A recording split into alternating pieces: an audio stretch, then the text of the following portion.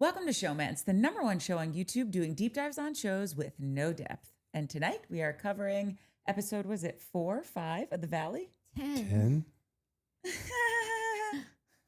I'm tired. It's weird that we're this far in. I hadn't really thought of that until you just said that.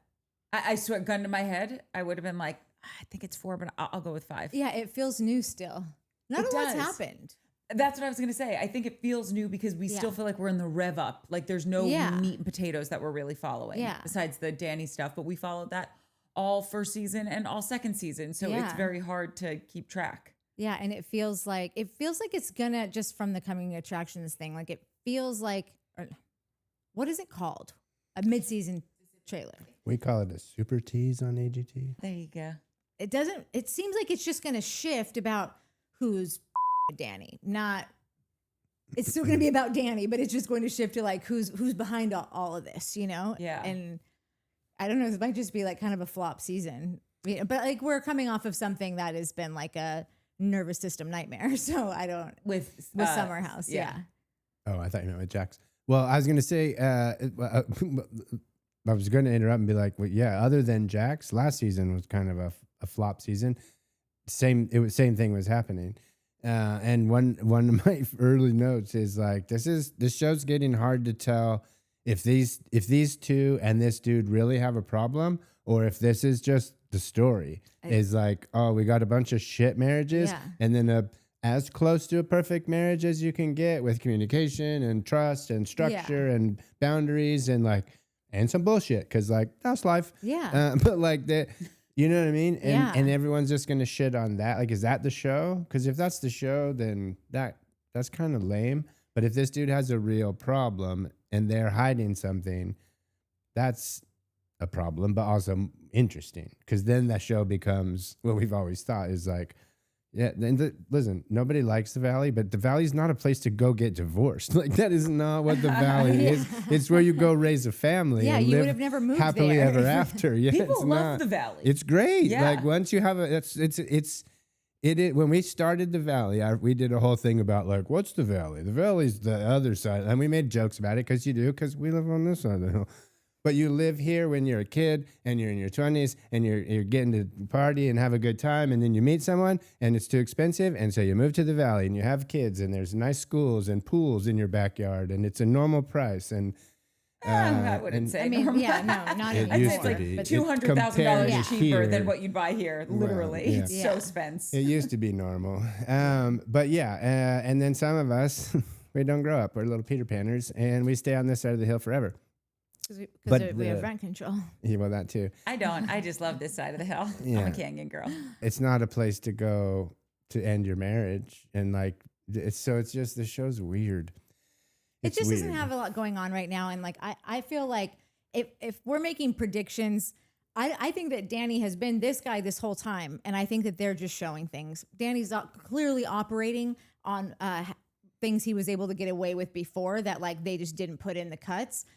When he just goes and pours a beer into a cup and then just says, "Oh, I'm just having water." Like a beer, whiskey. Like, listen, I'm saying That's anything. Jack and Coke. Oh, yeah, I just mean like he's not like that was in the kitchen full of people. Like he's clearly doing whatever he wants, but I think he's been treated a certain way the last 2 years where like they didn't show him like doing that, and I think that he doesn't realize like that like thinks like that it's changed. Like the game has changed. Did you watch the after show for this one? Oh, because I literally just finished watching. Here's another thing. We were going to film this another day, and then it became like where our only day was to do it is in like 3 or 4 days, and then like by that time our whole week would have started all over again, and so just like we just had to do it tonight and get it out of the way and get it done, or it would have just been a clusterfuck. So I'm very unprepared for this. When he did, like, and we'll get to it, but just since we're on it now, Courtney's getting triggered right now. I am. I was thinking, are we on it? I don't remember being on it. I'm not on anything.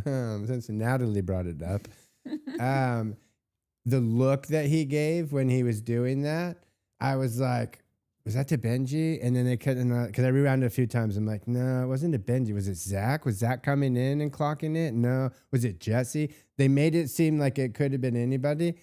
Then I watched the look, and it seemed like a look you give to a producer. Yeah, that's what I thought. What's up? what's up, Kevin from art department? Or like it made me kind of think, maybe Natalie, there's a little bit of something to what you're saying is like the show's been protecting him. I think two truths. I'm not joking. I did not see this coming. Like there were some things in this that I was like, see, I don't really think he has like, if he has a problem, then he's had it all along. Like I don't think he's doing anything different, but I didn't have enough time to watch it to really get my mind revved up about like, oh, I'm really going to tell him this. Like you really think like you're really wound her up. Like you're opening up to that. Like it just. Definitely. I think it's two truths. I think that they, like, obviously they are you can't deny that they're a couple that, well, maybe you can. I don't think you can deny that they are a couple that is protecting the castle. That's just their vibe. That's their trad life style. That's like everything stays within the walls. So I think that's a lot of it. And I think that probably led to, we'll be on the show, but X, Y, and Z. And maybe they agreed to some of that. And now they're like, dude, you got a problem. And the only way for you to get help, and this, I'm totally speculating here, because Bravo, am I right? They're probably not in the business of helping people. But the only way for you to acknowledge and get help is if we just show this. If we push your wife into a garden. Is if you push your wife in it, which he's not going to do, but he's going to drink. Abuse your significant other. Yeah, that's the only way. Flip a table or something. Since Travis isn't here, we can talk about the bit. Whether it's a bit or not, it was a little abusive. So he's verbally abusing his wife, maybe, I don't know. I don't even know. So I'm now it made me think when I was like, that looked like a producer. That looked like he looked at a producer. Then I thought for half a second, dang, am I going to have to tell Natalie she might be right? That's going to suck. I do think Benji also clocked what was going on. I think Benji saw that. But we'll see. I don't know, because it seemed like Benji was looking this way toward, it was a galley kitchen, which is a hallway kitchen. All I know is I saw him pour a drink, but I didn't see it just any was of this. Such a significant. It was such a significant moment. Like, listen, nothing happened in this thing. Yeah. But this happened. Danny, I'm drinking water. They cut to him going to the water fountain thing, the whatever dispenser, like 3 times. Then he mentioned it. Oh, I'm so much water. I've never had this much water. I'm drinking so much water. Winky wink. Yeah. And then, so I just watched that one part a lot. And because I wanted to know who he was looking at. And at first I was looking at everybody else, and it just seemed like if he's there at this counter to the right pouring the drink, it looked like Benji was looking to the left side. Yeah, I think he saw the producer or the cameraman clock him, and I think Benji also clocked him, but I don't know if he realized Benji clocked him. I think the only person that might have clocked him was a producer. Not the only one. The producer, but like that's their job, is Zack. I think that's why Zack walked in and was like, "Hey, what's going on? Hey, what are you doing? So what are you drinking?" Yeah. Listen, we're so far jumping ahead to this. Yeah, no, this is why we don't do it. You can't play just the tip. But listen, sometimes you can. You cannot. It always ends There's a whole sex thing about just the tip. Okay. What's it called? The Indian stuff? There is one scene from the episode, like that I don't know why it stayed on my mind, because it was a note that I just totally blew over and forgot to mention. Whatever episode it was when they had like, I don't know what party that was at Bucko Mountain, where they had that cowboys, their housewarming party. Yeah. He was also saying he wasn't drinking that night, and he was at the bar. Do you remember this? Yeah. They had a bar outside, like probably just like with a bartender, they hired somebody, whatever. And he was over there pouring himself a drink, and he had a moment where he looked straight to camera. He was looking like, it's like, I'm like, oh, I wasn't watching, like, because it feels like he's looking right back at you. Right. And he's just like, so I feel like it was the same thing. Yeah. Like they've been helping him. Listen, or just like, holding off. Like, oh, you guys get established because you're not to get into the testing thing, but you're a big demographic of people are going to follow the churchy, the 400 kids living far out to buy the house, like, and now it's your time. But I don't think they tell you when it's your time. Yeah, right. So he's walking in here thinking everything's the same, and it's the gig has changed, and he doesn't know that yet. He thought it was Jax the whole time. Well, it was Jax the whole time. Oh, Jax. Well, Jax was trying to get at him. Jax was trying to like campaign to say like, no, get this guy. Right? Yeah. Okay, I'll be. Sonja Morgan, when she joined Real Housewives of New York, she was just touted as like this kind of American royalty. She was married to a Morgan. She lived in this townhouse. And she was carrying herself differently than in all of the seasons after that. And every season, little by little, you saw this woman. I'm not going to say she has a drinking problem, but she definitely has a problem with drinking. Like, I don't know how else to put it. You were asking in the episode with Travis, like, I know if someone's not an alcoholic, does it have a term? And if I think someone had said it a few times, I tried to remember it. My brain's a sieve currently. I did not remember it. But whatever that term is, I feel like maybe that's what Sonja has going on. She's not an angry drunk. She starts slurring her words. She gets very emotional. She starts screaming things like, don't touch the Morgan letters. People who watch Real Housewives of New York will know what I'm talking about. And I'm wondering if Danny falls into that pocket where it's like, when you're first coming on and the representative's in the room, you know how we always say with dating, you're meeting the representative, not or anyone. Like you work with someone, oh my God, they're so great. 6 months later, you're like, I hate this guy. He's a pompous asshole. I just wonder if that's what happened with them with season 1, right? They seem just tight and right, and this all American, churchy, like you were saying, you know, family. And then the drinking stuff comes out with the SA accusations. And now we're really tapping into something. So I don't know if the producers were protecting him as much as maybe a little bit of that, because they're our shiny great couple, but they also just didn't see the depth of what this issue he has with drinking is, just like we didn't see that with Sonja Morgan in the beginning. And then now it's just unraveling because it's who he is. And it's also, now that we're aware of it, like, I always have this thing, if I start dating a guy and he drives a car and I've never seen that car before, as soon as I start dating him, it's every other car on the road, because that's what I'm aware of. Yeah. And so I'm just wondering, now we're so keyed in on to his drinking that we're hyper focused on it. Now he can't do anything without us scratching our head or reading into it. And it's also, you know, when you're not supposed to say something, you're in a conversation with someone, they're like, but don't say that, you know, they've broken up. And like, you just keep putting your foot in your mouth like, oh my God, our neighbors are getting divorced. Isn't that terrible when people break up? Not that anyone here's breaking up. I don't know that anyone here would ever break up. I feel like that's what it is with Danny. I think it's a little bit of everything, because it's such for TV, right? It's such a salacious, juicy storyline that I don't. Is it? Like, I'm so bored of it. I'm so bored of this story. Like, I don't care. She doesn't care. Everyone here is an asshole. All these dudes. I'm sorry. Keep going. No. You're not wrong. You're not wrong. I just think like the idea of it might seem as though this is something to follow, as opposed to following. I love Zack, but like, I don't want to see an apartment with no furniture in it. Like, why are we having a party here? This is ridiculous. Which is why I feel like they are just pumping this thing up so hard, because like, what the is this party? I don't even understand. I don't understand. Well, let's get into it then, because we're jumping all. Should we just see, one of these times we're going to do my wish of doing a memento episode. It's all backwards. We start from the last scene. I never knew that was your hopes and dreams. It's my hopes and dreams. By the way, and I'll do it if you want to. That one in the interviews, like the setting up a nice background of our set and doing interviews and being like, can't believe Courtney doesn't think Jenny has a drinking problem. I can't believe Courtney. I do. I can't believe Courtney. Jenny has a drinking problem. Like, exactly. Totally. And then Courtney will be like, dude, Mark came out full force last night. This guy. It'll be fun. By the way, if you want to moderate a memento episode, I'll do it. Listen, I've been Claude's helping me with it. Okay. All right. So we start off with Zack and Luke working out, and who cares? Who cares? The only thing literally first 5 scenes, who cares? Yeah, literally. 100%. I just loved when he goes, "This is the last time I let a straight man convince me into doing something ever again." And I just thought that was fun. That's cute. Listen, also though, you can't have a Monster Energy fridge in your apartment and not do straight guy stuff. You can suck dick.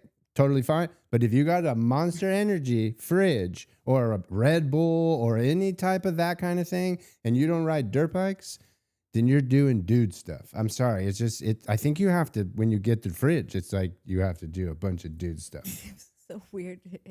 Whatever. We're not there. Sure. Yeah. In college, one of my friends, his family owned Arizona Iced Tea, you know, that iced tea company. and he had the Arizona iced tea refrigerator in his apartment. And so like anytime you needed a drink, you're like, I'm just going over to Wesley's, just gonna get an iced tea. That makes sense. Totally for valid college. exception. I feel like college had all those things. Yeah. Like I guess college an exception. If you're out of college and you have a Monster Energy fridge, unless you own Monster Energy, or are a Monster Energy athlete, that fine. You could you probably got to have one of those in the office and the fridge. But like Zack, if you're Zack, you don't know. No, but he's into logos, guys. So but it's that's okay. What's hilarious. When he said I'm a branded guy, I thought he meant like Hermes, like he like had a Benji type he has shit. a throw where he has like he buys the logo crossover bag, like Monster, like energy, you're gay. Dog. What is this? Like I don't think anybody gave him the manual. Nobody, no. Yeah. Well, listen, I've thought that so many times about Zack. I'm like, dude, I think the only gay thing about you is you don't like boobs and you like wieners. That's the number one tenet in being gay. There's a lot of other ones though. Like, you know what I mean? Like I think Zack is like, I have a gay friend who would tell me all the time, he's like, you're the gayest straight dude I know, because I wanted to be a choreographer. I used to love to dance. I love like going to watching musicals. My Fair Lady. He's like, the fact that you even have a favorite musical, gay. Like, so there were so many.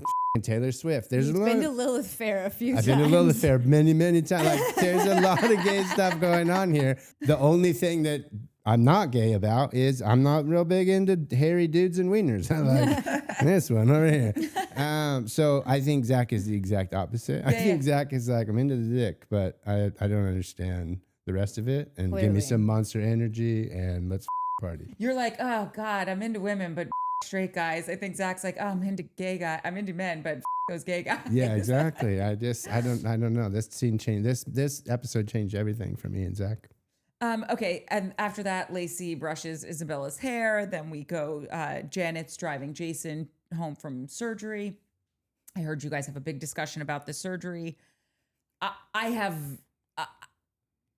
don't understand these two people. These are like my worst nightmare dinner guests that I'm seated next to. And because I'm a nice person, I will have a conversation with them all night and I will ask them questions and listen to their milquetoast answers. They are, everything about them is so painfully boring to me. I don't think they have particularly great taste in things. I don't think they've got some crazy sex life that I'm interested in hearing about. I think they're both. Get out of here. He's been fed. Like, there's nothing. I know, that look was just so like, there's nothing. I don't, there's no riz there.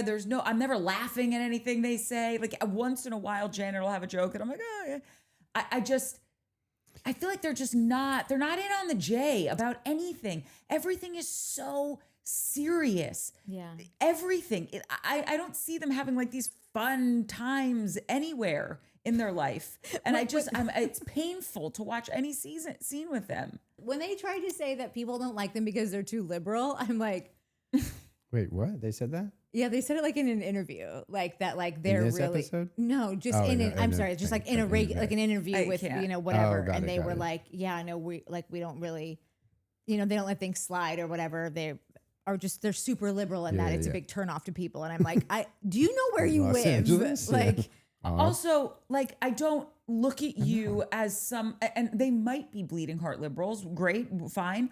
I don't look at them as people that are always talking about these issues that it's like, oh, shut up already. We've heard it. Whatever your beliefs are. It's just, that is such a nonsensical thing for them to say in my experience with them. I have not heard them literally talk about anything except for like one time that they were like mad at Michelle, or like Michelle said she was going to vote for something that they thought she was very trans conservative bathrooms or something like that. Like, and which then I think Michelle was like, I never said that. It was almost like they glom onto these issues. I mean, I'm really speaking for Janet, because it's not like I see the dude doing this much, but like he'll get right behind her the second that she snaps her fingers. Yes. So he may as well be.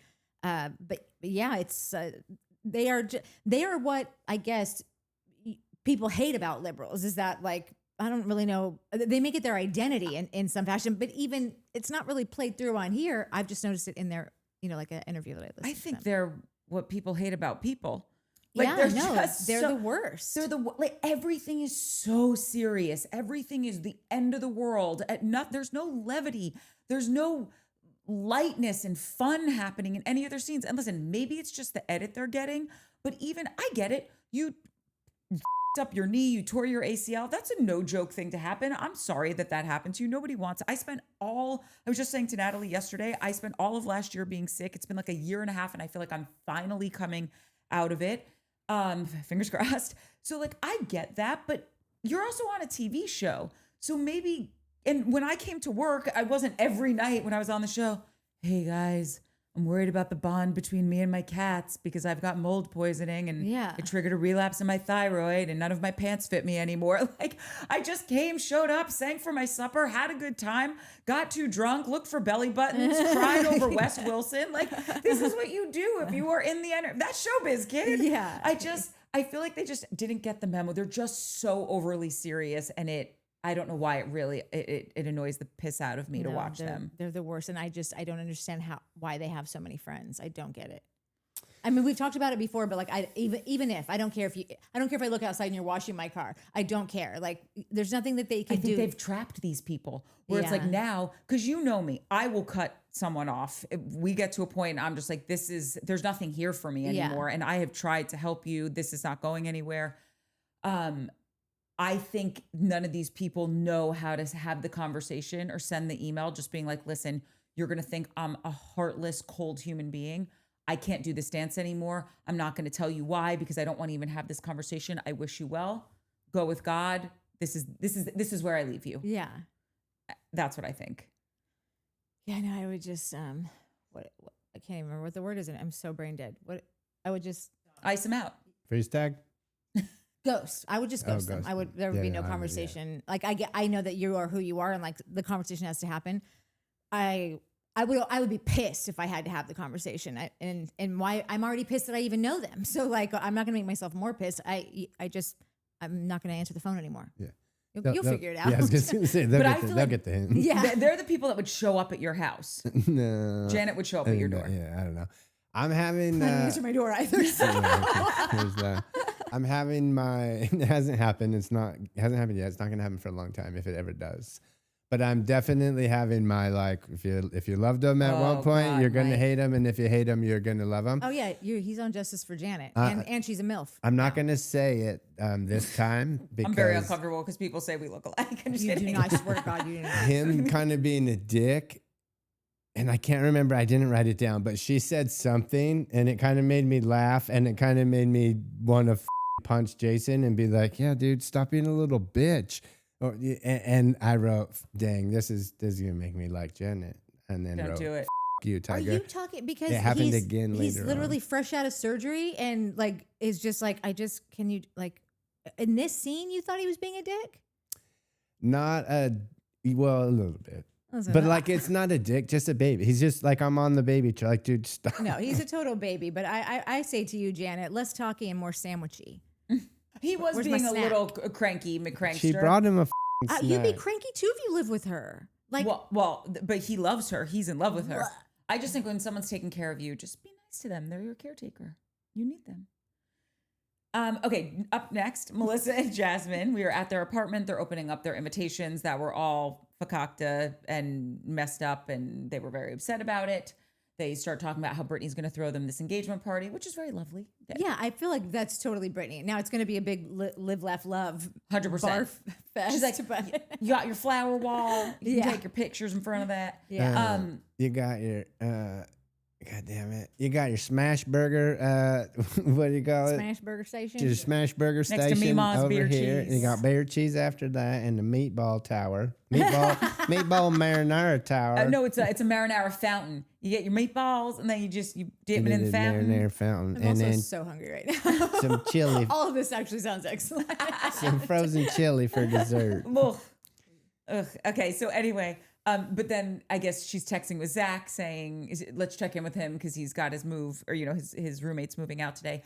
And I forgot that Jasmine and Zack used to live together and they used to live across the street from where I lived on Harper. Yeah. Did you notice that's where it was? I mean, I know the flashback. that all looks so, I know exactly where it right is, on but like Fountain. they all look the same over in that. that little area. It's a really cute area of town, in case anyone's wondering. Lots of like old historic buildings. I lived in James Dean's old apartment. Fun fact about me.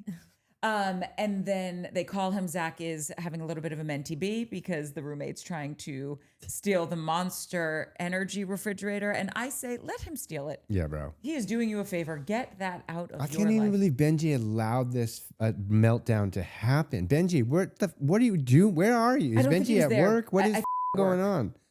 Then he needs to phone it in. Like, if you think someone's stopping Zack from having a meltdown over it's a like you've Monster never met Energy him. fridge, over any meltdown that Zack is going to have, like, get out of the way. That's I'm having what I a think. serious talk when we get home. Like, I'm like, bro, this is not what I signed up for. I think Benji thinks it's adorable. I think that Benji is like he's just like watching it like it's a movie that's happening in front of him. Like that's what you might it's be right, dynamics. These are relationship dynamics. Yeah. You know, Hell. Benji's calm. He's gonna like I'll move that when he leaves. You know, but like the gas pedal and the brake, the feminine energy, the masculine energy. Yeah. It's there. Yeah. Zack can really do very little wrong in my eyes as well. So I'd probably do the same thing and be like, this is very exciting to watch. I love him. I love Zack so much. Yeah. If he wasn't here, this show would be almost unbearable. That's right. Because he's, talk about a sporkle. Yes. He's got a sporkle. Yeah. You know? And look, he's got a sporkle and then we got a Schwartzel. Oh, and I love Schwartz. I could just watch Zack and Tom. No. The Zack and Tom show. Zack and Tom Take America. Yeah. Schwartzy called he had another moment. What? Yes. Oh my God. Yes. Yeah. Schwartzy's a soothsayer. We'll get there. Thank you. Okay. Next up is Michelle and Nia meet up, and Michelle tells her that they, signed the divorce settlement stuff. I'm very happy for Michelle. Like that all of this this monkey's getting off her back. Why are you looking at me like I just insulted you? Because you did. We're just gonna skip right over the douchiest place in the planet. On planet Earth, this little bakery. It's actually I'm going to be going there tomorrow. Not to this bakery, but my dentist, Dr. Belgrade. Shout out to Dr. Belgrade. I got a handwritten letter. I haven't opened it, but I just saw it in the mail. Is it for your teeth cleaning? They just text me. Well, yeah, because I haven't called him back. So he's probably like, I guess I need to send it via US Grammy, postal Grammy service. doesn't know how to use her phone. That's apparently. right. We got an oldie. We got an OG here. Is a guy that will send you a handwritten 100%. letter and be like, "How are these dates for you?" And like, they'll be all written out. Yes, he's very analog. Yeah, and he's so sweet. And I'm going to go in tomorrow, and he is going to say, I haven't heard from Natalie. Can you please let her know she needs her 6-month cleaning? That's what's going to happen. Yeah. If you let me out of there and don't schedule my 6 months, sayonara, I won't see you for 10 years. They're always really good about getting me in, like giving me the little card when I leave. And this time, I can remember it. I'm like literally visualizing. I'm like, okay, that's it. Okay. Because I will do anything not to schedule something. Like, so if you don't get me, I'm literally asking them to schedule it before they ask me. He tries to give me that card. I'm like, it's already in my phone, Dr. Belgrade, because I think oral hygiene is very important to my life. Listen, this is the first time that he hasn't given me the card, and I'm leaning in for a minute. I'm real busy right now. No, I know. It takes hours out of your day to get your teeth cleaned. Yeah. Anyway. So, okay. They go to this place that Mike hates, apparently. Bro, just a second. Don't say what you're known for. That's a shit's on Yelp. Listen, they were Kush is on the big TV again. They were on the TV. No, I don't understand. the barista. It just was annoying. Like the place was annoying. She walked in and she's like, "Hi, we're known for our goat milk lattes," or whatever. That just was like, I was in a good mood, and then that lady said that, and they were like, "Okay, can I get a coffee?" And she was like, "Do you want me to extract the pollen of a bee's wing?" I don't know, man. It just was really takes so little to set you off. It really does. And this is it. This is one of those things. It just seemed like one of those classic douchey LA places that the rest of the world makes fun of us for. Would a coffee shop pay a production come to our coffee shop for this? I mean, so if they do, then you get a couple lines in. I mean, not you like pay $50,000 for you'd this. You'd have to be pretty desperate, like, because you could. It's pretty easy to get, like, people are always looking for places to film. Like, and a lot of places nowadays are like, no, you can't film here, or they'll charge you. So to pay that's. I don't don't know. I just think advertising dollars got to get real creative these days. That could be a thing. And honestly, it could be a thing. Like AGT's not yet there, but we might be pretty soon. Like, so it could be a thing that somebody was like, there's a new coffee shop in my neighborhood that's douchey as hell. I wonder if I could get them to pay $5,000 to let us film there and flip the script. And we'll let them say these two things. Because that's the thing is like, oh, can we film there? They're like, yeah, it's $10,000. And they're like, well, we want to film for free. And they're like, cool. You got to show our sign for 2 seconds. Yeah. And then you got to put a little thing in the credits. Thanks to blah, blah, coffee shop. And then if you do that, and then you make an agreement, then you don't have to pay the $10,000. But a lot of shows or networks don't want to do it. They don't want to give away that free press because it's hard to equate what it's worth too. Yeah. So they just don't do it. They're like, no, just pay the $10,000 or find another place. Usually find another place that's free. But that's an interesting move. I was going to say, if people aren't doing it, thanks for the good idea, Nat. They will be doing it now. Yeah, I would be shocked that they're not doing it just because they're doing it on a grander scale. Kia paid us a bunch of money. Dunkin' Donuts. We got a water company now that no one can pronounce the name of, but they're paying the bills. They're paying some of the bills. After Michelle talks about the divorce settlement being signed, they bring up the whole Danny stuff, and Nia's just on this bandwagon of it being a real. I'm sorry, I don't. That's okay. Just we got bugs in LA, not just in the studio. Nia's on this bandwagon of just it's a double standard, and they do cut back to Zack getting loud, this person getting emotional, this person getting giggly, and I get it kind of because everyone does drink a lot in this group. I just think the difference is Danny just it's acerbic, it's nasty, it has a different tone to it than everybody else. If you're looking at like Brittany, Zack, Michelle, I also have an issue with, Jesse's not my favorite person on planet Earth. Jesse doesn't seem to like really exhibit any drinking issues. Danny's just got something weird to me still is going on with it. Anyway, who cares? I just Nia's in denial about what's going on. And I love Nia, but when she's like, it happens. If he drinks 10 times, it happens. 1 out of those 10 times, it's 90% of the time, whatever mathematical way she wants to try to spoon feed us this, Nia, it should not happen any percent of the time. And I get that, like, maybe Michelle cries when she gets drunk or Zack gets like spicy mayo when he's drunk, but it's just different. It just reads different to me personally. No one? Anyone?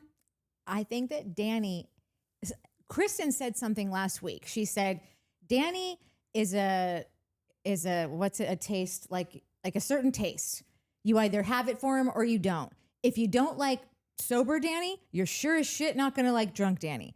Danny to me is a guy that like, I am surprised by the number of friends that he has. I would not expect Jesse to like him. I wouldn't expect Zack to like him. Kristen, I guess I could say, well, that she's friends with his wife, but seems like she still actually really likes him. Schwartz really likes him. Like, everyone, there's just this one group of just like that don't, and so I can't help but think that like he just is a guy that like Danny thinks he's funny. He's not funny. He is a walking dad joke, and also he's an actor and like from like Disney shows. So like take all of those things. Like this is not anyone's taste. I was trying to tell Travis the other day. I was like, I feel like Danny is a really good friend though. I feel like he's a good neighbor. I feel like he sees you and he like wants to like if he sees that you gotta turn that frown upside down, kind of like it's cheese dick and whatever. But like once you get older and you're not so just like want to be with like the cool kids, that's very valuable. And like I got shut down by both of these assholes about how they were like, they think Danny's a dick. They think Danny's a serial killer. Like no, what we said was when they do find the serial killer and they interview the neighbor, what does the neighbor always say? He was such a nice guy. I was surprised. He was the nicest guy.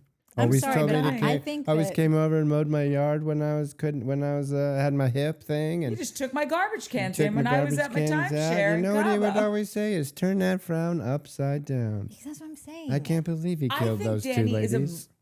Listen, you make a very valid point. He's got a lot of really good friends that I would not have pegged to and be they're his all friends. very different. Totally. Zack, Jesse, and Schwartz, and Kristen and Luke.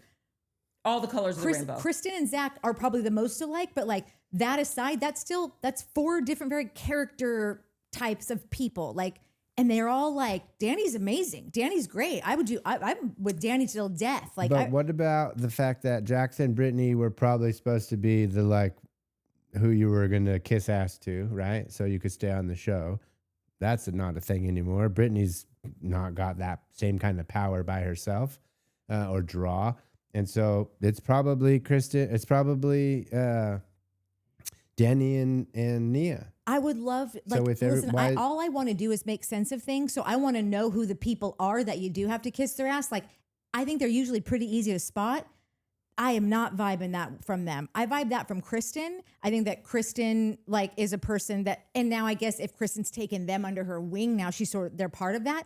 But you guys really, from what I gather, from what you guys have like went pretty hard on, was that like they are controlling this whole thing. And I just think that these are 2 people that we never saw in our lives before.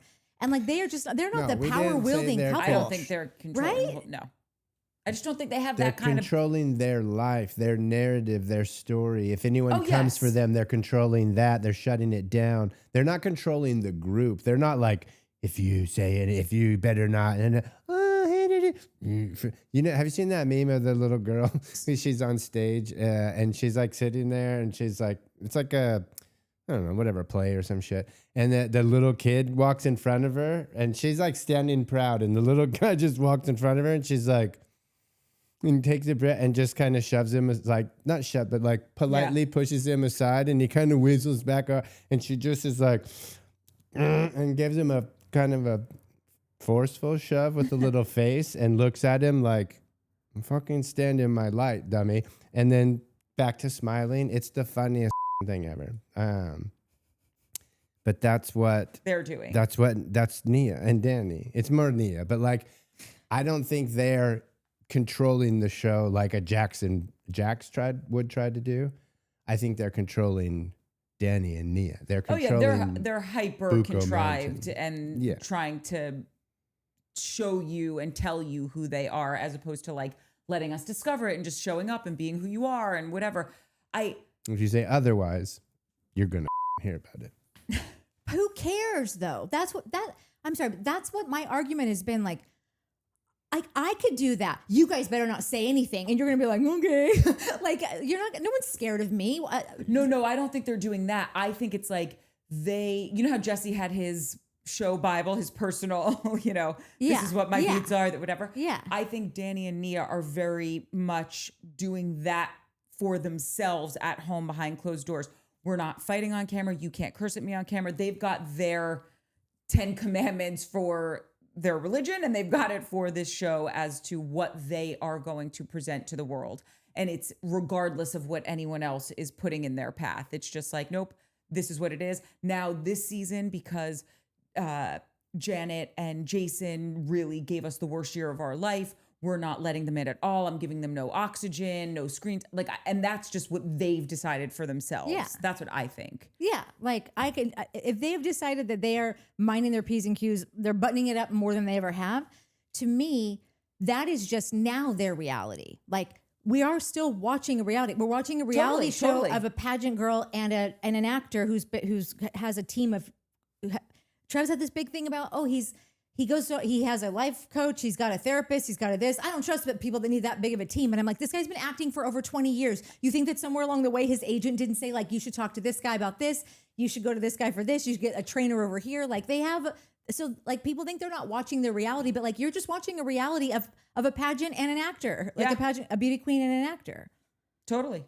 So also, how did he know he's got like a life coach and a therapist and all that stuff? Because when people start telling him, you need to see someone, he's like, I see a lot of people. I've got this. Like, he just kind of like fires them off. And I don't know how often he sees these people, or like maybe he's trying to tell you he sees them more than he does, just to like satiate everyone and like keep them like, is that enough for you? He has like, his own therapist. He has a wellness coach. And then they have a marriage counselor. Let me tell you, I'd have all those if I had the money for all those. 100%. Yeah. I'm not even married and I have a marriage therapist. Got it. Travis is a bad influence on you. When you guys get together, it's all just like fart jokes and like, yeah, that guy, that's a serial killer right there. Am I right? Like, it's all very like, they just lean into like the absurd kind of, you know? Which is like, I think it's great. I think it's totally. Hence the Potterondak show. Yeah, exactly. How many 12-year-olds could you fight off? You brought the Potterondak show to Showmance. It's a crossover. The TLDR on that is fun. Yeah, and that's what I've said. I think that it is great that there is like, people will watch The Valley one week and it'll be like very like over analytical of everyone. We're just like tearing everyone apart. And then it will get with you guys and you're just very like, next, you know, like, and that's what people don't need to be analyzing these motherfuckers all day long. Like, we need this balance. I just think there is a difference between the shows. Which reminds me. I disagree. I've been listening to That Valley with Travis and I thought it was very insightful. I was in your lobby coming up and I saw a book that was for the taking.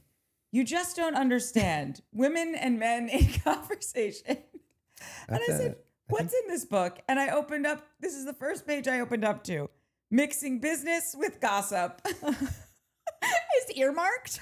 Because I was like, you earmarked it. I thought somebody else. What are the chances? I'm like, what the is this book? And I opened it up and that's the first page that I opened it up to. And I want you to know that, please hold. Oh, there's 2 earmarked pages. Many women mix talk about relatively important things like business. Like, what is relatively important things? Well, back then for ladies, business was, not really something you talk to the lady about. And just in case anyone's wondering, this is a national bestseller by Deborah Tannen, PhD, author of Also, That's Not What I Meant. I seriously think that this is a famous book. It's like it was the precursor to Men Are From Mars, Women Are From Venus. I just thought it was amazing. And that's why people think that you're a lesbian because you know that. This is the precursor. No, yeah. Which is the precursor totally wrong, to the vagina monologues. I remember this thing. It sounds very familiar. Mike read it. Okay, so after they talk about all this nonsense that's just not sinking into Nia's in her camp and no one's going to change her mind, and that's fine.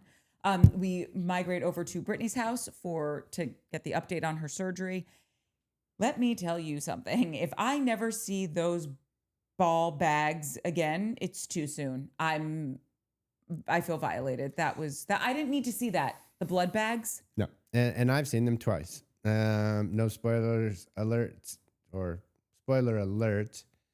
It's not a spoiler. I can tell you where I saw the first time I ever saw those things was on Euphoria the other night. When they were coming back from the deal and the thing and the. I'm not okay with it, Mike. They were on her face. I'm good. On her, just hanging right here. I'm good. What the shit? I know we need them when people get surgery, and I'm not trying to like make fun of it. It's just it's right around the corner for all of us. Okay, I know. So. I'm not doing it now after that. No, I know, but like if anyone wants a facelift, I'm pretty sure it goes with the. Yeah, I don't care. I'll be wrinkly. My mom didn't have one of those. That's gonna be your problem. Facelift. But by the way, it could be different for every facelift. I don't know. Yeah. If it's gonna be, if it seems like nobody's just having it. Oh, this seems like a great idea. Clearly, if you need to drain something, that's the way you got to drain it. 100%. I just didn't personally need to see it. Yeah, no, I don't. Made me want to barf. Yeah. God gave us something to drain stuff. Okay.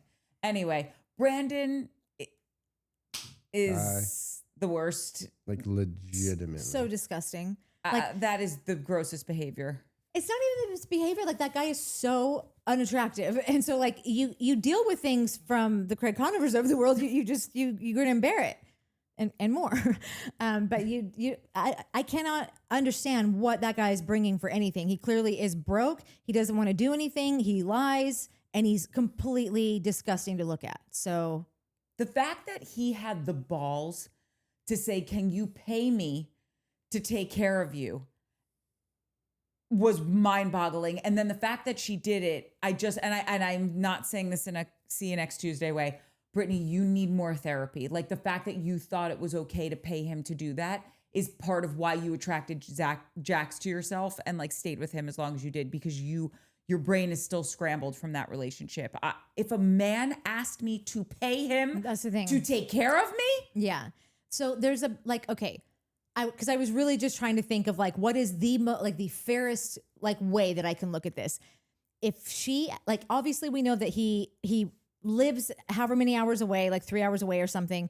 he has multiple children. So he's obviously got a job and got bills to pay and whatever. If I'm having this surgery and I want you to come, and normally you come up on the weekends and you drive and you don't ask for gas, but like you come and you take me to dinner and whatever. If I'm going to ask you to come for like a week or 2 weeks to like basically do all these things, and I know that you're just making, $40,000 a year and you got to pay for whatever, then like I either if I have no one else to do this, or I don't want to ask my friends and I'm asking you, and I have a lot of money because I am Brittany. Yes, I'm sure I have a couple mil in the bank, I'm probably going to be like, I'm at least going to take care of everything. I might even transfer something just to be like, I just want you to be able to like not worry about things at home. Because you're a thoughtful person, right. Not because he's asking. That's what I'm saying. That's the only way that could work. If you ask me for money, I'll be like, listen, boyfriends are for airports and when you're sick. That's the gig. You're the one that asked her to be the boyfriend. She didn't even want to be. Like, she was trying to push it off, and then you made a big thing about it. So that's what the description is. Sick days and airport runs. No, 100%.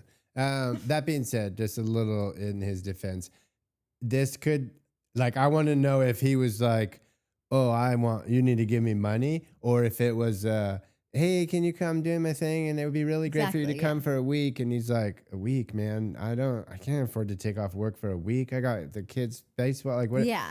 Like, that's going to cost me like $3,000 like that. I'm sorry. I can come on maybe Wednesday is probably what he said. I can maybe come on a Wednesday. I can swing that. And in her head, she was like, oh, Wednesday, and I'll give him money. And then he's like, it turned into like, I can't come on Wednesday. So maybe then she's like, I'll give you some money to come. And I don't know. Listen, don't like the guy. Like if go get the medicine, at least get the medicine. Well, don't forget about that. Jorb. Yeah, you're not doing your jorb. Well, yeah, that was before we even knew he was getting paid a jorb. But like, do it just to be a nice guy. Like the fucking pain pills, the one that's, man, that's. She probably needs those. Just saying. Yeah, if I've got two things attached to me draining things, like I need my pain pills. And the tummy tuck that she got, that's no joke. That is painful. God, no. That's, oh my God, the whole thing. And you don't see her crying about not hanging out with her kids or whining about any bullshit, do you, Jason?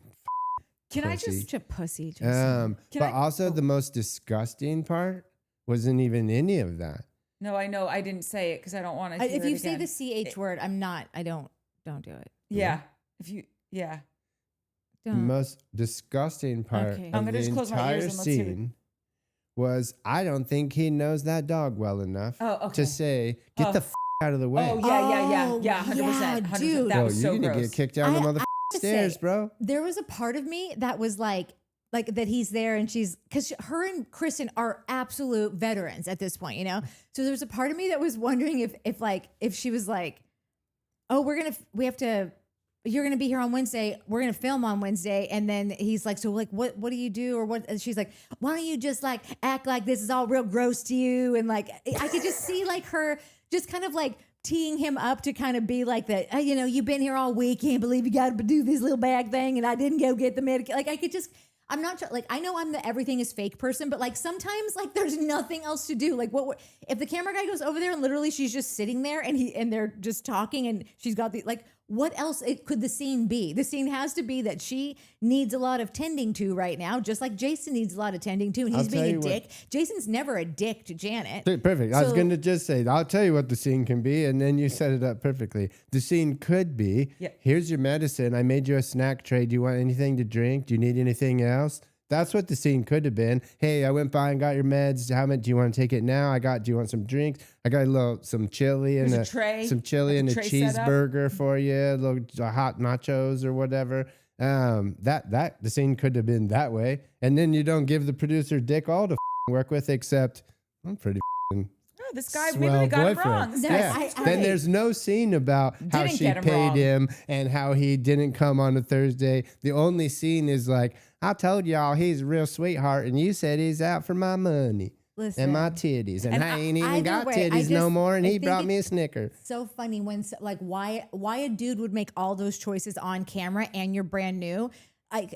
He seems checked out. He seems like this. Maybe he's like, I don't know about this anymore. Because my first thing was like, all right, this guy. Who's this guy? He Bobby? seemed like Oh my God, dick that's from jump. right. I'm sorry, he did. No, you liked that guy on day one, and we were like, are we watching the same dude? I didn't. You liked him. Don't try to take it back now. Don't try to take it back now. You were like, I like this guy. Like he likes him. I didn't mind him. Like nothing he said was like everything he said was bothering you. I'm like, seems normal, and it seems like he could jump. He should jump in and be. He was fine, and he was sticking up for Brittany, and like the things he was saying, I thought were funny that you guys were like, that's annoying. I'm like, it's funny. Anyways, this shit, I think now he's like, I think he's just over it. I think he hasn't shown up for a while. Like I said, my first thought was like, oh, right, this guy. I thought they'd already broken up and it wasn't going to be a thing. And now I see why they broke up.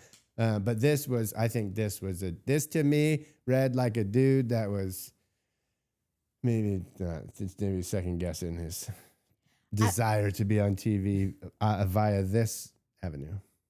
I do want to thank Brittany for disclosing what she did about the money, because I sure shit wouldn't. I wouldn't have told the world that, if only because Jax is watching this show and he's going to get a huge kick out of them. Like, oh, how's your new loser boyfriend? Did you pay him $1,000 to come up here? Like, he's just going to, I would not have offered up that chum, to when I've got a Jax Taylor right around. Jax is going to call him a prostitute. That's what Jax is going to do. How's your little prostitute boyfriend? Oh, yeah. But let me just highlight this because I think it unfortunately puts the kibosh on your theory. She said, he asked me to pay him. Yeah. It wasn't like he said this long sob story about how I can, and my dog ran away, and my wife left me, and I got a flat tire, and my kids got T-ball. He straight up asked her to be paid for this. Well, she said, I don't believe Brittany. I believe women. Mike doesn't, but I do. Okay. Mike, why do you hate women? Because y'all are everyone that went to Lilith Fair. Annoying. I'm kidding. Okay. Yeah. Where's that book again? Seriously, if you go to a Lilith Fair, you officially don't hate women. That's all you love in life is women. You just don't understand, Mike. That's not what I like. This that's is not how what I little meant. I've had. Like Brittany and Brandon scene, disgusting. The blood bags and the douchebag. That's it. That's a good synopsis. Up next, we've got Nia and Danny having their date night. Every moment these two spend together right now, they just seem miserable. They're not on the same page. She is, and I love Nia, but she does seem like she's over mothering every moment. This is Nia's trauma. So Nia grew up in a car, right? And that had that kind of life. And she's said it multiple times, that everything is a protection of that, of like, that is never happening again. It's not literally happening. It's not figuratively happening. It's not happening in my mind. It's not happening in your mind. It's not happening in my atmosphere. If any little inkling of it comes into my atmosphere, you can see her just go in full defense mode. And it's now trickled into every single element of her life. I don't think probably going into the pageant world after growing up like that might have been the best idea, right? Because it just compounded that everything needs to be perfect, and if it's not, you fail, and you're gonna be living in a car again, like not literally again, but figuratively. And now it's made its way across her entire life, her parenting, the way she is as a mom, as a wife, with her friends. If Danny isn't bouncing right, if Danny isn't offering, I get that Danny's a dick, but man, lady, just take a breath. Like, it's going to be fine. If it's not perfect, that's okay. And if you said that to Nia, she would not compute. She would literally, she would have a friggin' a meltdown. Yeah. I think. I just like her so much. I don't like her. I don't like Dan. You were pretty over her last week. I've always really liked them. I've loved them. I think they're amazing. I'm just starting to see this oh, wait, are you guys hiding something from us? Did you guys fool me? Are you not? Are you guys just like us? Are you just regular normies? But you've tried to make it seem like you're holier than thou. Like, they're now giving holier than thou. And I never got that before. Before I was just like, oh, here's some good God-fearing people, and now I'm like, oh no. Holier than thou? They're giving a little holier than thou. Didn't get that even 1 iota. Like, they're boozing, she's drinking with them. Well, no, but what's holy about them? They're not talking about God. They're not saying they're just we don't acting- drink around here. They say, yeah, we totally drink. Like they're acting better than everybody. They're acting like he's doing this thing, and he's done these things, and they're like, whenever he apologizes, it's not. And then they kind of, I feel like they look down on people a little bit. I think they're amongst a bunch of losers. No, I know. Like if Jesse can't even pay his $200 health care, like Jax has been kicked off the show. I love Zack, but like Zack, Zack is actually great with him. So like, who are the other dudes? Not Schwartz. Obviously Janet's husband, like they're shitty people. I mean, I just like, I don't know. I'm not being pulled into the, like, there's so many people out there that are just like, something ain't right here. And I'm like, where though? Like something's not right with any of these people here. Like, I don't even know if Kristen and Luke are going to make it anymore. Like, I don't know. But the thing has always been that's not the case with these two.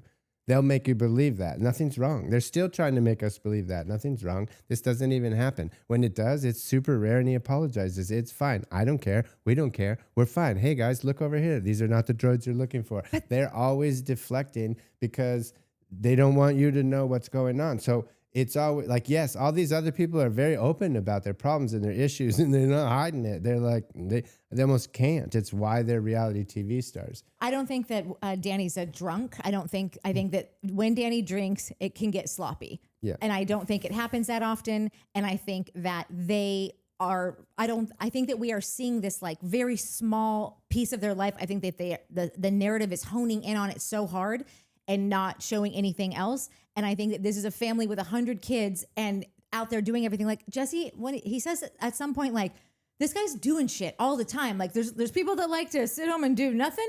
Like me? Yeah. And then there's this guy and it just shows him he's building this, he's taking this. Like, can I help you with that? Like, he's just like. Is that what Jesse was saying?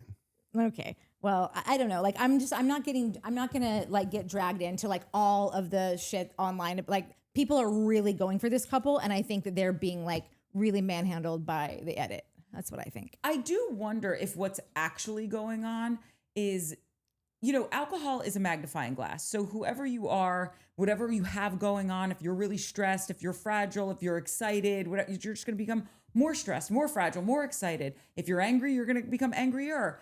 And so many people commented in the comment section that Danny's like this sober. Like he can have a tone and be a little bit of a prick even when he's sober. Like how Kristen said, if you don't like him sober, you're not going to like him drunk. Yeah. And so I just wonder if he just has an attitude problem right now, and we're just seeing it more because he's a bit more comfortable on the show. And he like I keep saying, the representative can only stay on the clock for so long before these other tendencies come out. And so that's an option. I think equally an option is that like everybody now has made him the center, and he's probably like if I am for 2 years in a row, like, are we still talking about this thing that like my wife and I can both tell you is not a big deal? And like, I'm saying it loud and proud. I don't think this is some big gigantic deal. I just don't. Like, well, Nia does say, she was like, he does this and it's upsetting to me and it's frustrating. Like in these moments that it happens, I don't think it happens a lot. I think that their life is so much bigger than this. Yeah. So if everyone wants to hone in on this, I'm going to get a little dickish now that we're still talking about this. Like, I'm going to get a little bit like shorter with you. My representative, who is just like a nice, like, it's just called manners, I got less of them for you. If every time I turn somewhere, you're coming for me. I mean, I just like got a real attitude with my building manager who like, it's just been a bitch and whatever. We don't need to go into it. But like there's a electrical inspection. She knocks, and as she's knocking again, she just opens my door. And like, yes, we got to notice that but like, I'm here. Like, I just knock. I will open the door. She knocked and opened the door with the guys, like with her. And I I said to her, I go, you can wait until I get to the door. I was literally right in the hallway. Like and she was like, oh, sorry. And I rolled my eyes and I turned around. I never do that to anyone. But like, I am so fed up with this bitch now that like, I got nothing left, know? So listen, that's maybe a stupid analogy, but like, if he's just dealing with this over and over and over again, like time's up. Hashtag time's up. I'm gonna be a little less like soft about anything, and just I don't know. I think that something that's interesting to also look at is Jesse is someone who from jump was an unsavory person. You don't like, you have a problem with Danny, you're really gonna have a problem with Jesse. But we saw that from jump with him. We saw that from day one that this guy's a little bit of a prick. And I think seeing Danny in this, you know, I've got the man milking vest on and 3 under 3 and 4 under 4 and maybe one more, like that guy then turn. It's such a stark contrast that I think maybe it makes it look or feel so much more of an issue because we didn't meet him as this person. We met Jesse as a jerk. We didn't meet Danny that way. So I think that's also people are just like catching up to, listen, people have different facets of their personality. Danny's always been like this. He wasn't really showing it, but he can be, because it's not the dad jokes that bother me about Danny. It's the tone that he gets when he talks to his wife like she works for him. And by the way, I wouldn't talk to someone who worked for me like that, period. So that's what irritates me. Hold on, I'm having like a very low blood sugar moment. I got to get a crack. Yeah. I think that and Travis also gets really irritated because he just thinks that bitch should be really reserved for something. I think that Danny is a walking bit. I think that Danny thinks he's very funny. I think that Danny also likes to be like, Nia, now it's all over the like, oh, I'm not like when he put the milk things on. Like, I don't think Danny's really trying to like milk his kids. I think he's character-y to me. He's like, and he likes to be like, I'm the this and that's the little darling over there. And then of course some of that comes with like some misogyny because like it's kind of built on misogyny, but like, I don't think he treats her poorly. I think that they went out, he got wasted and he was doing his stupid bit with like, I want to win this. Oh, this isn't even form fitting. Well, what do you even do with my hair? This is yellow. That foundation's not my color. Like, I don't think Danny really cared about any of that. That was such a joke to me. That was just like a really bad joke and a really bad bit. And he's drunk on top of it. So he thinks it's funny and it's not working. And then Lala comes in and like Lala and Danny, there's no reason these two should ever cross paths. Like these two are the you put magnets together and it's like, so I get why Lala doesn't like him. I would get also why he doesn't like Lala. Not that I condone why you don't like Lala. You should, everyone should. But like, she's living the opposite of what I am trying to live my life as, you know, like or speaks it that way anyhow. So I get that these two wouldn't make sense, but he literally gets along with like everyone else. And it just seems like this is a Janet and Lala thing. And then Michelle's kind of in the mix with them because Michelle's kind of a go along person. I think I was glad to see Michelle and Nia like go somewhere together because I think that Michelle needs to be reminded that like Nia is also like a real life girl just like the rest of them because I think that Michelle can get kind of like just kind of scooped up into like like Lala and Jan. I could just see them like making like just zinger jokes about them all the time, like the prairie girl and the handsy pastor, you know, like, and it would just be funny. Like I think that I would be rolling on the floor laughing, like Lala and Janet going back and forth about this couple, and just like I could see that being a thing. I think that Michelle needs to be like, it's good that Nia's just a person, just like anyone, a mom, a wife, as anyone else is here. And I don't know, man. I think I'm not getting dragged into the drinking problem. I'm not. I think it's being way magnified for narration. Well, and I was actually just going to say, I think the reason I'm now looking at this as just like, I think this is just a character trait of yours. Yeah. Is because even when he hadn't been drinking, when he was so irritated with her, you didn't even check on me. I'm having a problem putting her down. And it's like, right, Nia hasn't had problems putting her down. Are you always checking on her? When Nia says, I'm hot, or can you get the baby out of the sunlight, and you're snapping at her, rolling your eyes. You weren't drunk when you were at the the amusement park and you called her performative. You weren't drunk. You were just being a dick. So maybe he just has a side of himself that he's a bit dickish. Yeah. And we just never met that side until he started getting drunk. And now it's not just when he's drunk, it's when he's drunk and sober. Because we never saw that side of Danny in season 1, even any little. Yeah. All right? These things are, Danny is this thing. I'm no longer correlating the drinking with it. That's what I'm saying. Yeah. I think it's just this is who he is. Yeah. He's this dude, and some people like him and some people don't. And him and Nia are having a time right now. I do think that once Nia is like rid of, she is now. She doesn't have to breastfeed anymore. She finally got the kid. I mean, obviously now this was filmed a year ago, probably. So the kid's going to college now. Yeah. That's how long ago this was filmed. Yeah.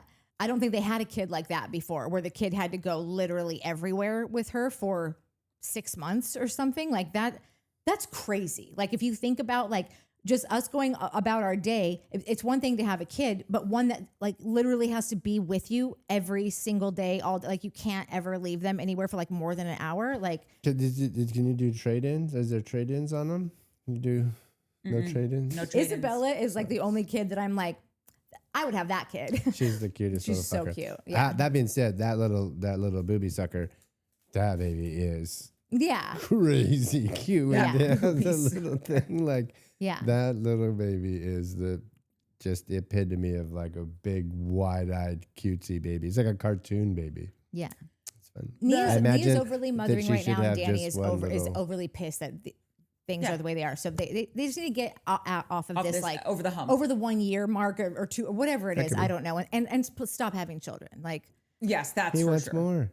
He was snipped, so we're good. We're out of the woods. No, but he wanted more. I didn't know that. Like I thought that she was the one that wanted more. Nah, man. But that's how it was before. Remember, she was like, I really want it. And he was like, okay. Like he just kind of kept pushing it off. So I was surprised to hear this. And then I'm like, you don't want a kid. This is a bit. You're doing a bit. Like, well, how about one more? So you're telling me there's a chance. Because Danny thinks he's very funny. You're not funny. And get new jeans and shirts. Yeah. That's funny. The wardrobe's a little funny, but not for the reasons you think it is.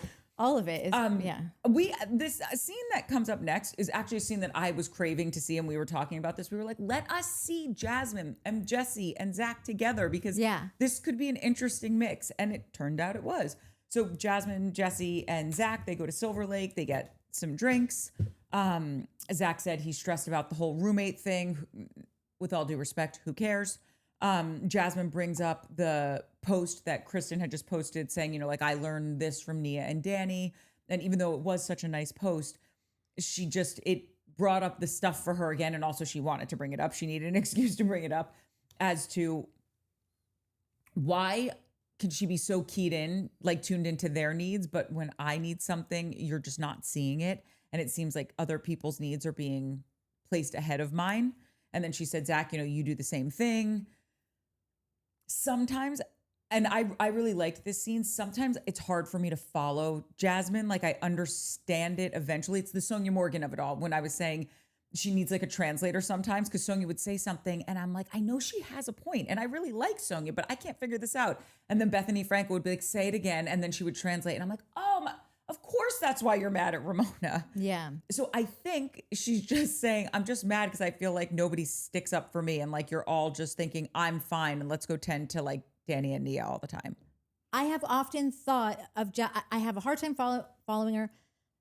I notice I probably see it because I'm that way too, but I'm not mad about things. She gets that way and she's pissed about something. And so then it feels like you really want to follow her because you're trying to get to the bottom of it. I for the first time last episode, I totally thought like, oh, I get it. And this is valid. And you should do that. And now I'm back to being like, what are we still mad about again? I don't understand. Like, what do you want Zack to have a talk with Danny about what exactly? Like, and what is the outcome, the preferred outcome? Like, I need those two things answered. What do you want him to say? You've never said anything to him. You always want to hand it off to Luke. Hand what off to Luke? Like, is this about the grab ass still? And again, it's okay if it is, if you're still not resolved about that, because we figured out last week that like maybe she might have buried it because she was just trying to like, Janet was acting a fool. And so she was like, no, I'm with you guys. She's acting crazy. Yeah. Maybe she kind of thought about that again and was like, maybe this actually didn't go down very respectfully. And I should have asked for more and been more, actually, I'm not okay with this. This is what I need. Last week to me went down really beautifully until she ends up at Janet's at the end of the episode. And I was like, I don't know what we're doing here.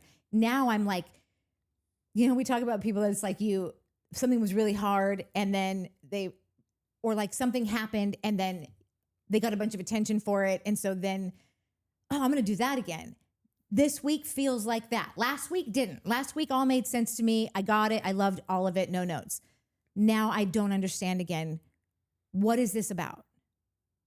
Okay, you know how sometimes you could get in an argument with someone and then you get home and you're like, I should have said this. And why didn't I say that? That's all I can think of with Jasmine in these moments because I had the exact same experience. Last week I was like, oh my God, yes. Yeah. I get that. And that does make sense. And that is a new issue. And that is even if it wasn't a new issue, like it felt the unresolved was a new issue. That's right. The rethinking of how it all went down and did I choose the wrong team? You know? And I'm wondering, is it just the same thing? She's just not articulating it as well as she did last week and this week when she's saying it to, because I think what you're saying that I agree with is she gets so like emotional and ramped up about this stuff that's when she that's when she stops making sense. Yeah. When she's trying to articulate her point. Yeah. And when she was sitting with Kristen, she was so calm, cool, collected and could say it. But then when she sat down with Zack, she got all in her feelings again. And that's when I lose her. So I think she's just feeling like no one is hearing her and she's still getting passed over. Like the friend that's like in the back being like, hey, what about me, guys? Wait up. And I think that's the overarching feeling. And it's coming up through what happened last year and what is the continued fallout from it, because it does keep getting brought up again because they're not letting the Danny drinking thing go.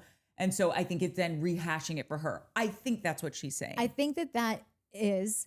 I also think I'm figuring out Jasmine a little bit more. You know how there's some people that just do better with like a small group, and then the more people that start coming in, they don't know where they're latching on. Like she really wants Kristen to just be her Kristen, you know? And she really, Zack, why are you even talking to them? Like when they were flashing back to like Zack and her living together, I'm like, that looks so fun. And I feel like they were both probably very codependent on each other.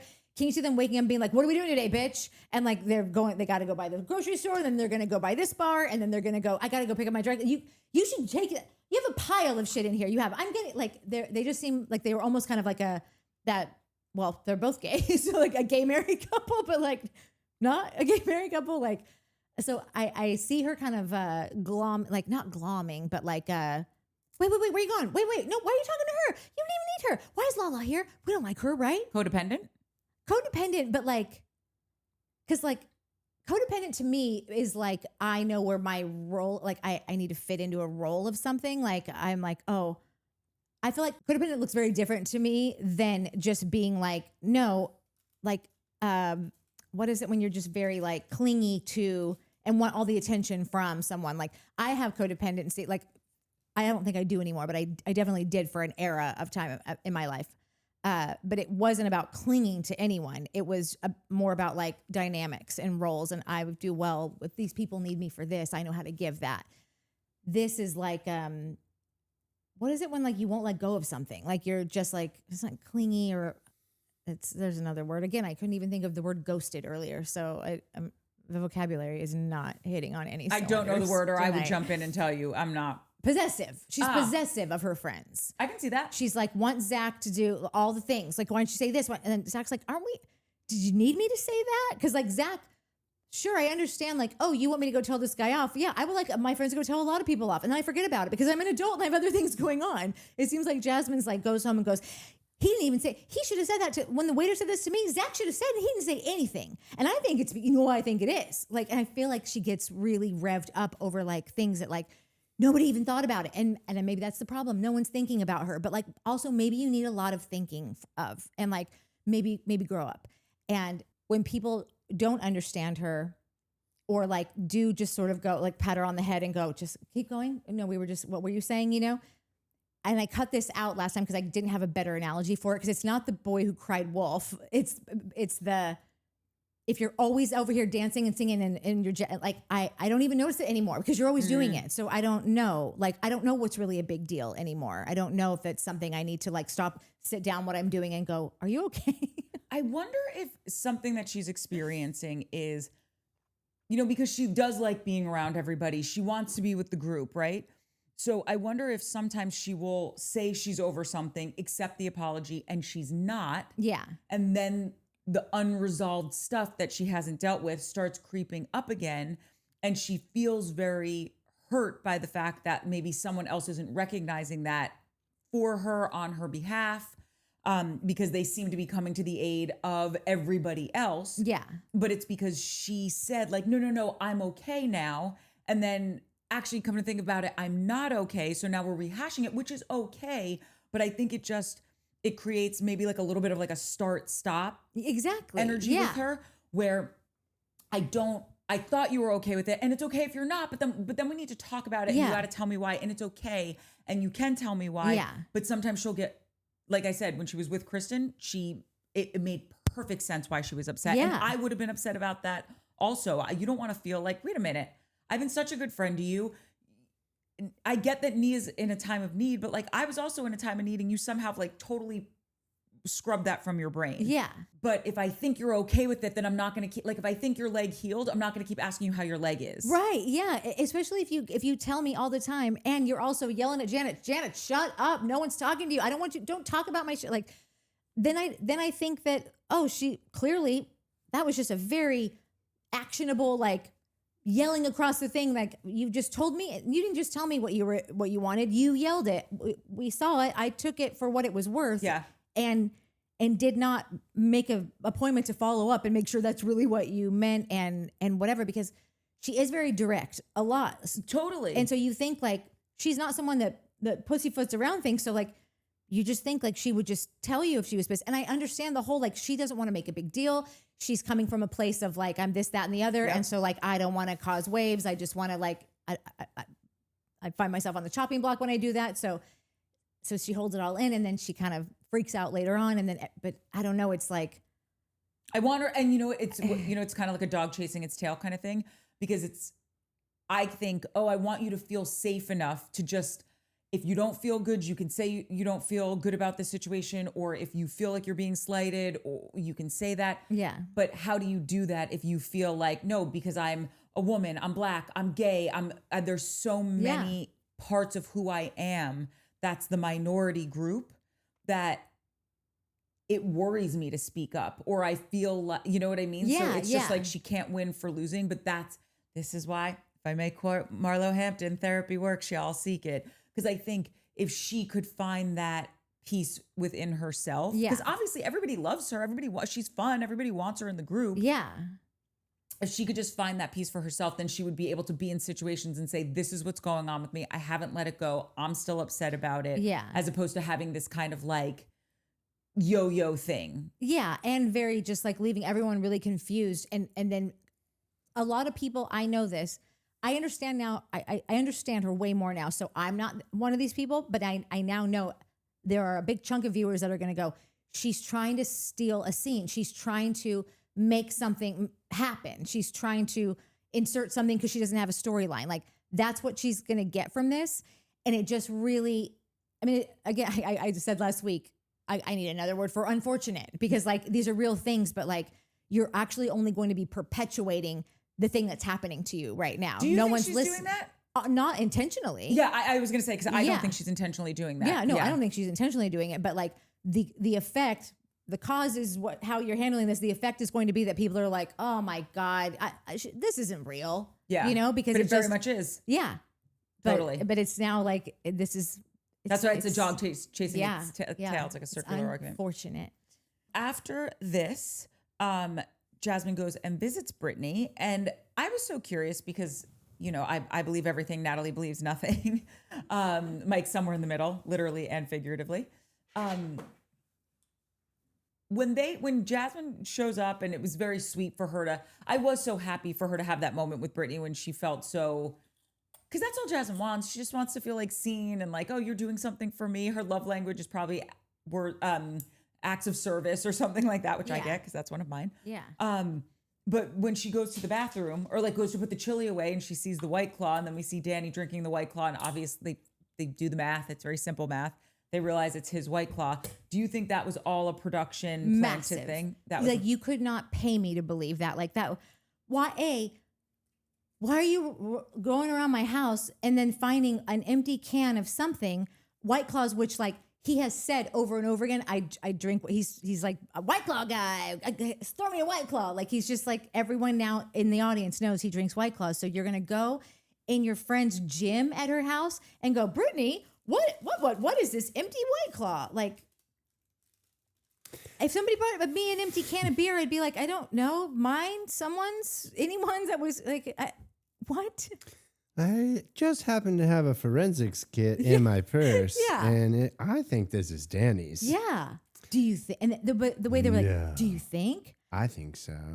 I mean, I guess we'll never know. Guess we'll never know. Like, anyways, y'all, can you put that chili in the fridge? Because I'm going to have that later. Brittany, that chili's going to seep out of your thing. Oh, Mike, that's disgusting. Stop it. Tell me about it.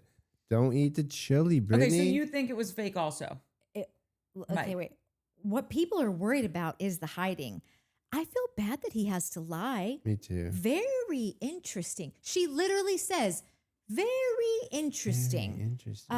Guess we'll never know unless you have cameras. Aren't there? Did Jax leave a bunch of cameras up in here? Like, wait, hold on a second. There's cameras on our TV show, right? Yeah. Ain't that what those guys is holding? Yeah. Oh, yeah. I literally wrote one line. You two are being pathetic. Get a life. No, that was this is where I really doubled down on the, I can't tell if these people have a problem that they have to deal with, or if this is just, and now I'm leaning more towards the latter of this is just the story. The producers are maybe getting a little lazy. Maybe the cast is, I don't know, somebody's getting lazy or just bored or I don't know. Maybe they're like, oh, well, it worked when we annihilated Jax for his drinking and toxicity and chauvinistic behaviors and abuse. So take down this guy. He's the only one we got. Jason's a baby. This Luke guy seems pretty sweet, actually. Yeah, and that's Kristen's Benji guy. and Zack are fine. Like nobody else. Jesse and Michelle are divorced. They seem to be actually better than ever now. Yeah. We've already totally exploited their entire relationship. Right, exactly. So what else do we have? Yeah, we juiced that one right up. And annihilate this dude and see what happens. Yeah. And then he'll be back to whatever by next season. It'll be fine. Next season's Jesse's rehab season. Talk about being back next season. Is this a good place for us to cut? May as well. Who knew? A good place for us to cut that we weren't going to do. We were going to do just a one-parter. And we're not even halfway through this show. Are. Yeah. Okay. Let's cut. What do we still have? We've got the dinner between Jesse, Schwartz, and Danny. All you have to say is Schwartz. I'm in. Let's do it. Great. Perfect. Yeah. Britt and Janet go to the plastic surgeon. We see her new BUBs.